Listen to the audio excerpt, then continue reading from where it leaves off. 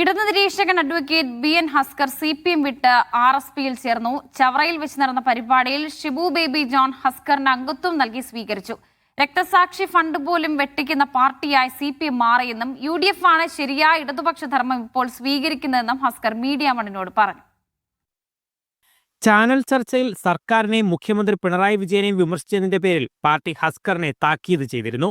പാർട്ടിയോടകന്ന ഹസ്കർ 36 വർഷത്തെ CPM എന്ന ഉപേക്ഷിച്ചാണ് RSPയിൽ ചേർന്നത്. VD സതീശനും PK കുഞ്ഞാലിക്കുട്ടിയും ഉൾപ്പെടെ പങ്കെടുത്ത ബേബി ജോൺ അനുസ്മരണ സമ്മേളനത്തിൽ വെച്ചാണ് ഹസ്കർ RSP അംഗത്വം സ്വീകരിച്ചത്. ഹസ്കർ ഇന്നിപ്പോൾ RSPയിൽ ചേരാൻ തീരുമാനിച്ചിരിക്കുകയാണ്.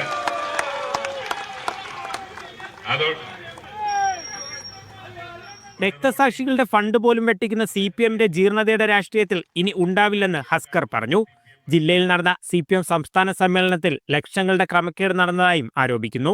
രക്തസാക്ഷി ഫണ്ട് പോലും തിരിമറി നടത്തുന്ന നേതാക്കന്മാരെ സംരക്ഷിക്കുകയും അവരെ ചേർത്ത് പിടിക്കുകയും ചെയ്യുന്ന അഴിമതിയുടെ കുത്തരങ്ങായി CPM മാറിയിരിക്കുന്നു.